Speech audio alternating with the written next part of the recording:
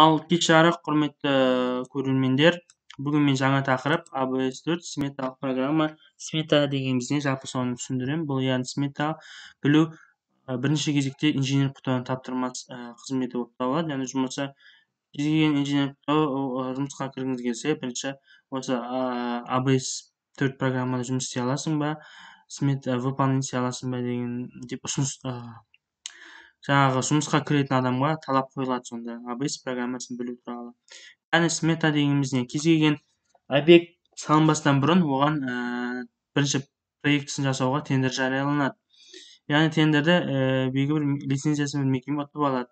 Соның негізінде осында бір объектінің сметасын негізінде сізді таныстырайын.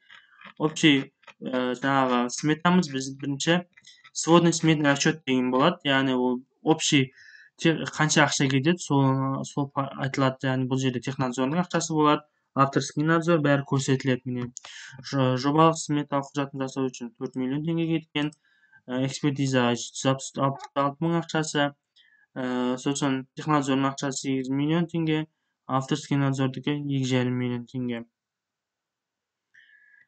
Общий бағасы, мына объекттің бағасы 300 миллион 327 230 теңге.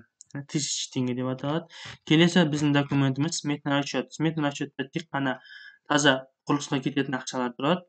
Яғни міне көріп тұрсыз ғой, итогі по главам 1-7-ге дейін таза құрылысқа кететін ақша. Яғни бұл жерде біздің сметамыз бірінші АЭС деген тұрады екен, құрылыс жұмыстарынан, одан кейін электричестводан тұрады, водопровод, канализация тұрады, генпланнан тұрады. Көрдіңіз, 4 объектный смета, яғни 4 сметамыздан тұрады, бөлек-бөлек.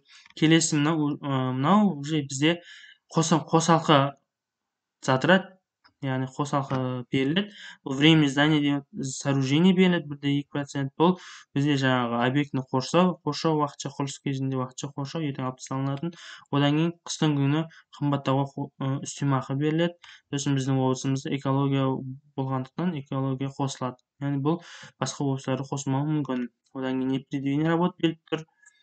Сосын НДС. Мына жерде бізде НДС емес, таза НДСсіз ақша айтылған. Енді бұдан кейін келесі локальный смета. Локальный смета көріп тұрсаңыз, міне 8 миллион 423 мың, как раз міне көрдіңіз ба? Ол неден тұрады? Яғни ол всегодан тұрады. Міне көрдіңіз ба?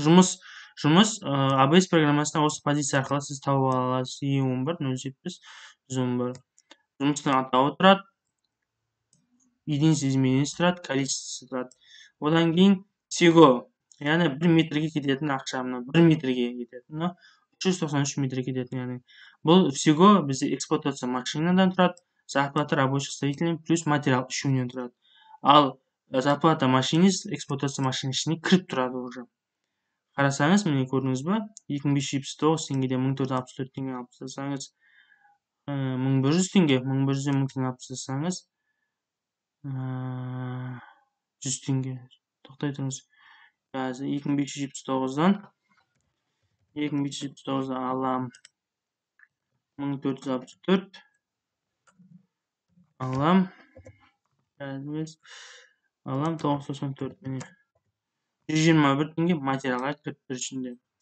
121 теңге материал бар. Яғни бізде материалымыз, біздің мына төртеуі бүкіл объемға кеткен ақша. Яғни 393-ке көбейтсеңіз, осы объем тұрады. Мысалы 2579 теңгені 393-ке көбейтесіз, сонда болса шығады деген сөз. Одан кейін накладной бізде первый уровень деген бар. Яғни бұл бізге жұмысқа қосылатын накладной. Яғни зарплата рабочий строитель мен зарплата машинистті қосып 118%-ке көрдіңіз ба, көбейтесіз, сол кезде осы сумма шығады. Ал сметная прибыль дегеніміз, ол бізде всегоға накладной расходты қосып 8%-ке көбейтесіз, сол кезде мына ақша шығады.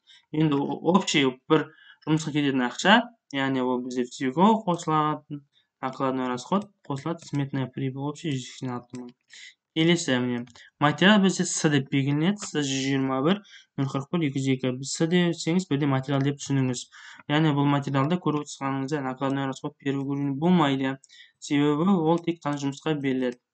Міне тек қана ақша өзінің тікелей ақшасынан тұрады, және сметная прибыльден тұрады 8%. Endi razdelning qoritisini siz төмен түзүү аркылуу таба аласыз. Мына көрдүңүз ба? Ограждениенин өзүнө жанагы 5 миллион 105 миң кетет. Көрүп отсаңыз, бир сметанын өзү бир нече разделден туруу мүмкүн. Воротовая дейт. Оған кететін ақша міне астында тұрады міне осы 570 мың бірінші разделден тұрады. Яғни общий қорытындысы соның итогі по локальной смете дегеннен тауып аласыз. Көрдіңіз ба? Міне итогі по смете 8 миллион 423 мың 138. Бұл жерде НДС жоқ. Ал достар, келесі сабақта мен уже сіздерде уже ABS программасында жұмыс істеуді көрсетемін. Келесі сабақта өтуіңіздеріңізді сұраймын. Жақсы, сау болыңыздар.